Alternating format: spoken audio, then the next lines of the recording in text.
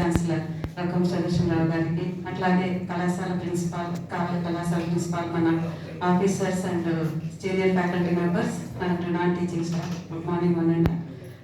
ఇలాంటి వేదిక మీద అసలు రావడం అనేది నాకు ఒక అదృష్టం అనిపిస్తుంది. సారు అంటే ఒక్కొక్క ఈ విశ్వవిద్యాలయం స్థాపించిన విశ్వేశ్వరరావు గారు సార్ దగ్గర నుంచి ఈ రోజు వరకు ఉన్నటువంటి మన విజయభాస్కరరావు సార్ వరకు ప్రతి ఒక్కరిది ఒక బలమైన ముద్ర విశ్వవిద్యాలయ అభివృద్ధి మీద ఉంటుంది.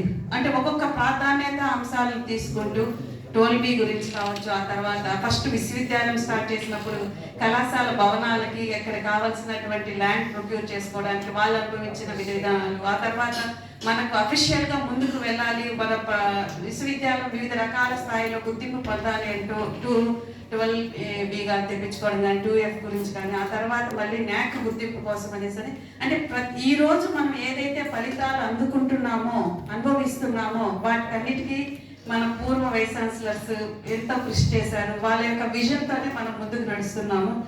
సార్ ఇప్పుడు కూడా అంటే మీకు తెలియజేయడం ఏంటంటే సార్ వైస్ ఛాన్సలర్గా తీసుకున్నా కూడా ఇక్కడ అంటే ఇంకొక అంటే మన NIRF ర్యాంకింగ్స్లో మనం ఎలా మెరుగైన ప్రదర్శన చేయాలి, దానికి ఎలాంటి చర్యలు తీసుకోవాలని చార్జ్ తీసుకున్న రోజు నుంచి మమ్మల్ని గైడ్ చేస్తున్నారు.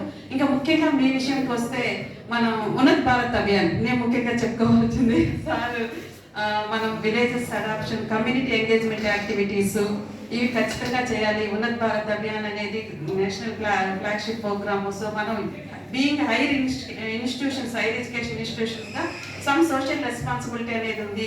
కమ్యూనిటీ పట్ల మనము మన బాధ్యతతో వ్యవహరించాలని